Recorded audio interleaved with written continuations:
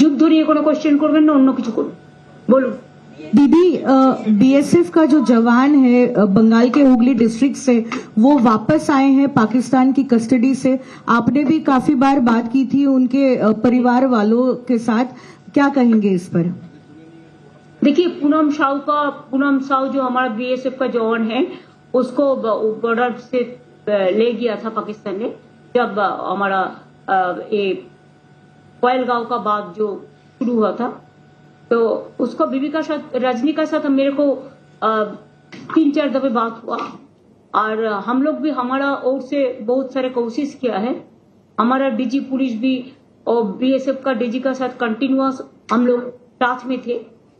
तो मैंने परसों उनको बता दिया था, रजनी को, कि आपका हस्बैंड तबीयत ठीक है, अच्छा है, सुस्त है, लेकिन उसको जो मॉडलिटीज ऑफ ऑपरेंडी जो करना है रिलीज करने के लिए, उसको लिए थोड़ा टाइम वो लोग मांगा है। और परसों जो मीटिंग था, वो मीटिंग में मैं ये बात को रखने के लिए रिक्वेस्ट किया था, तो वो लोगों ने बात भी किया, और कल भी वो लोगों को बात हुआ। इसको ऑपरेंडी क्या होगा, इसके लिए तो प्रोसेस होता ही है, इसको तो टाइम देना चाहिए। तो आज सुबह में रिलीज हो गया, मैंने बहुत खुश, उसका परिवार भी खुश है, देशवासी भी खुश है।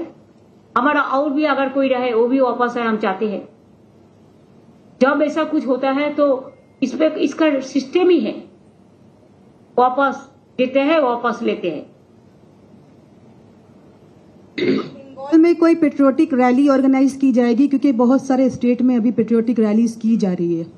That our party is doing, yes, Saturday and Sunday from 3 o'clock to 5 o'clock. They will do. It is to give pay the solidarity to the Jawans, and number 2, condolences for the weak Jawans who sacrificed their life for the country, the motherland.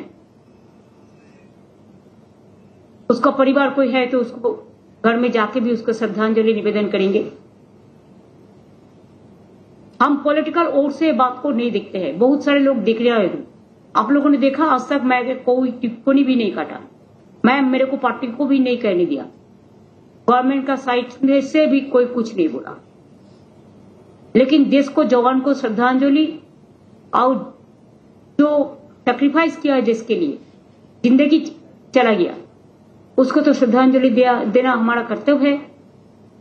शहीद वीरদের সম্মান জানিয়ে এবং সেনাবাহিনী যারা লড়াই করেছেন, সেনাবাহিনীকে সম্মান জানিয়ে আমাদের দলের পক্ষ থেকে 3টে থেকে 5টা পর্যন্ত শনিবার এবং রবিবার সব ব্লকে, কলকাতার প্রত্যেকটা ওয়ার্ড সহ, আরবান এরিয়ার সব ওয়ার্ড সহ, গ্রামাঞ্চল সহ সব জায়গাতেই সম্মান জানানো হবে।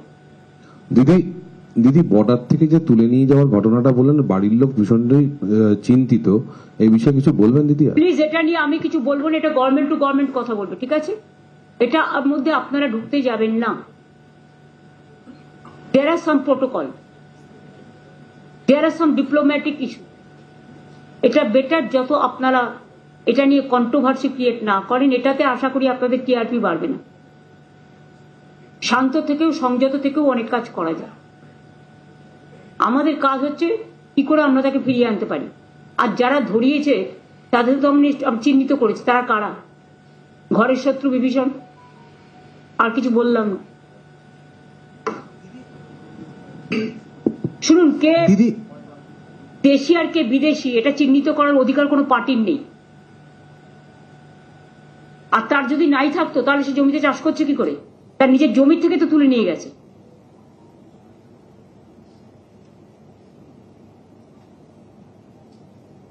আর তুলে দিয়েছে কারা? খোঁজ নিন ভালো করে, তাহলে দেখবেন টিআরপিটা বাড়বে, যদি সত্যি কথা বলে। হ্যাঁ, ঠিক আছে, বলুন। বলছি দিদি, এ রাজ্যে যে সেমিকন্ডাক্টর হওয়ার যে প্রপোজাল ছিল সেটা কতদূর এগিয়েছে? সেগুলো already on process, already on process. Ukraine ইয়েছে, আপনারা জানেন 2টো প্রপোজাল ছিল, that is already on process. একটু শিল্পটাকে ঘিরে এই যে শিল্পের একটা আলয় তৈরি হয়েছে, সবসময় আমি দেখি নেগেটিভিটি এত বেশি আপনাদের মধ্যে। সরি, আমি সবাইকে বলছি না, কিন্তু মানুষ কখনো কখনো পজিটিভিটিটাও চায়। পজিটিভ খবরগুলো তো দেওয়ার চেষ্টা করুন। যা বলে দেবে তাই করতে হবে, আর অন্য কারোর কথার কোনো দাম নেই। Thank you so much.